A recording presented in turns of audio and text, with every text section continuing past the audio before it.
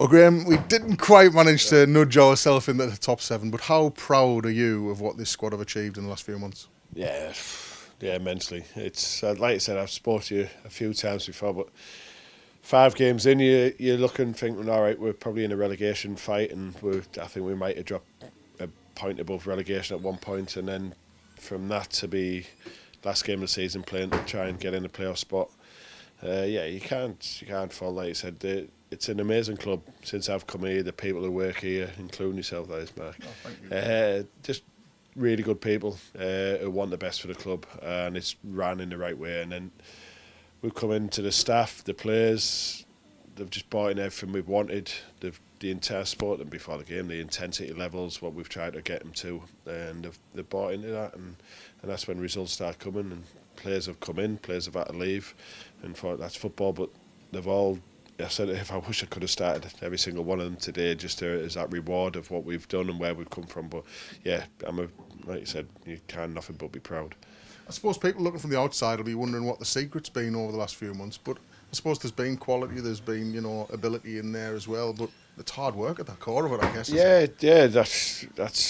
that's football. You've got to work hard. You've got to earn the right to win games. You've got to do your defensive side of the game, your out of possession stuff, all that hard work and pressing and recovering and getting back in, and then you'll get the rewards we've got quality. We knew we had quality. I said to him when I came in, I looked through previous games and I just felt so we lacked that intensity, what we needed, and we were conceding sloppy goals, which we spoke about before.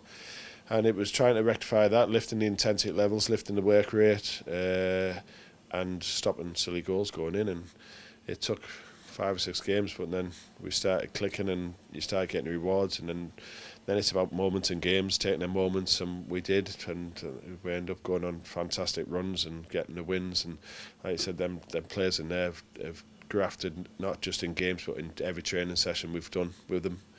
I can't fault anyone's attitude. Everyone's, like I said, have come. It's been nothing but whatever we've asked, they've done and grafted and more, and they speak out, they demand off each other in training, and they get and same in games. And like I said, I've had a mentalist season probably from where it started with Mask to finishing this season today, trying to get in a playoff spot with Spenny.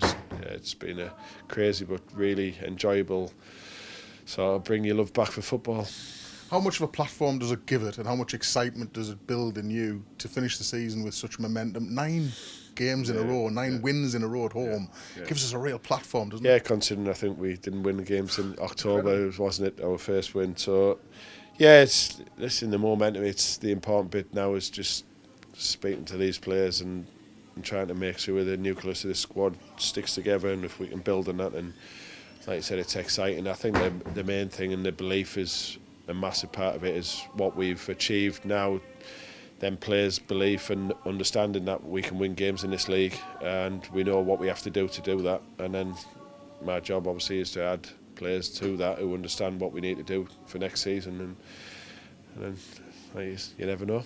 It's difficult probably to single players out at this point, now, but given he's won 3 awards out there today, how impressed have you been by Rhys Staunton? Rhys Staunton, from coming in first few games, I was straight away impressed the way he plays the game, the intensity he is, how he was. I'd probably try to just say to him about less touches at times because of his left foot he's got a wonderful left foot, and it was just taking that touch what sets him up to be able to use it quicker.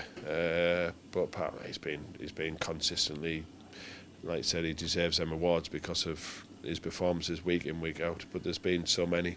I've just had a conversation with Rama. Rama's probably had what on paper is one of his best seasons, goal scoring season. But sometimes when you're at a club for that long, you can get took for granted, and that's what he does, and everyone sees that, and I think he's been immense, and he's a Rama since I've come in this club.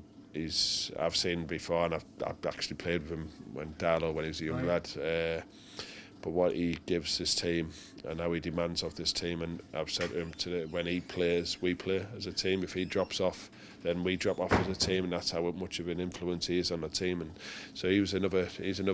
I know he was pushed Rhys, but them type of players are massive for us, massive. But I could go through. There's some of the consistency levels what have like since I've come in, you can't fault. We've been started picking clean sheets up. We've started Ledger's wherever I've put him, he's centre half, right back, left back. He does a job for you, and like them type of players are massive for the squads and for the team. So yeah, listen, there's many I could go on and on, but yeah, like I said, there's been some amazing performances, hence why you win games, and like I said, it's something I've enjoyed.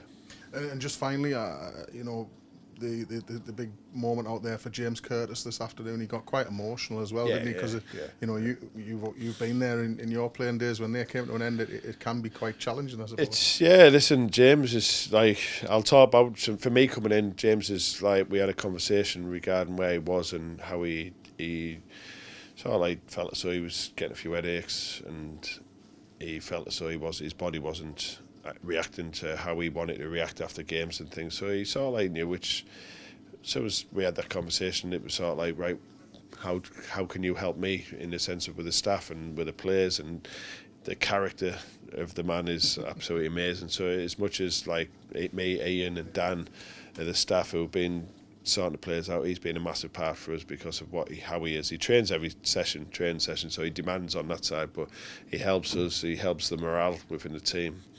And then his career, like 975, 74, like for someone to get to that stage, absolutely immense. And what a career he's had. He should be very one proud man. And thankfully, I had the opportunity to put him on today, which was brilliant, like just for him to get that last appearance. But on a personal, for me, he's the only player I've managed and my dad's managed.